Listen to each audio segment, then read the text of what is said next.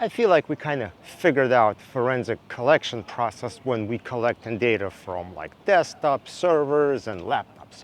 But when it comes to phones, forensic stuff is, well, really weird. Let's talk about why. Whenever we collect data from servers, desktops, or laptops, I feel like we kind of figured out that process, right? We either have access to data or we don't. Data is either encrypted or they're not encrypted, and we are able to access the data, and then we can basically acquire it, parse it, and do whatever we want with it. But it's not the case when it comes to phone forensics. You may have noticed when you ask forensic department about pulling specific data off the phone, they often give you kind of weird answer. They ask you what application are you trying to pull the messages from? Is it WhatsApp? Is it this? Is it that? What type of phone it is from? They're always put like caveats saying like, hey, we have to try it and see, or maybe answer is it depends. There is rarely like a really straight answer. I mean, there is straight answer if you're just dealing with like, all right, iMessage from an iPhone, that's pretty simple usually. But when it comes to any other apps, the answer often, it depends and we have to try. The other thing you may have noticed is forensic departments usually have multiple pieces of software to do the same thing. As much as these companies who make that software want you to believe that all you need is their software, that's not true.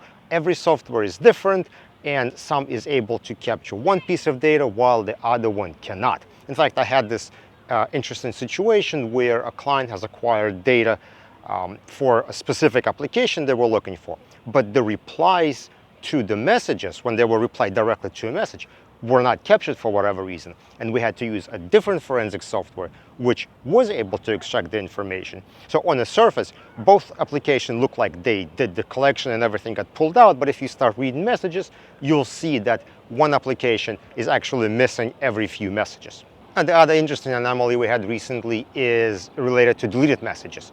We had a person's phone which had a certain number of messages, that basically had 2 or 3 conversations, and nothing else was on the phone, or at least appeared to be. But the forensic software was able to extract tons and tons more messages. And so the client is asking us, like, are those deleted messages? What are those?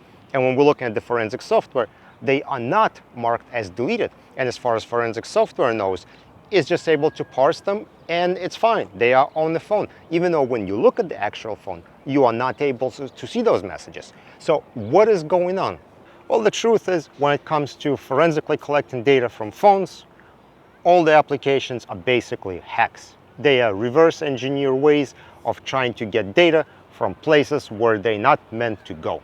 Apple doesn't want you going into their iMessage database, or WhatsApp doesn't want you parsing their database. They didn't allow you to. All the applications want you to use their tools that they've given you, which usually either, well, don't exist or not good enough.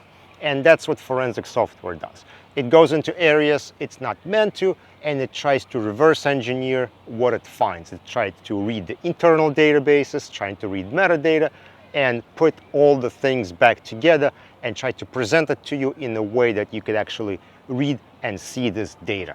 So basically, that's the short story of it. There isn't much to explain. Is you have a software company that tries to reverse engineer something, figure out the best way to read database or the metadata. They may have different methods that they're going to approach it. They may have different tools or ways to parse the data. And because of that, you will get different results with different software applications you're using. And because of that, whenever someone says, did we use forensic process to acquire data from a phone?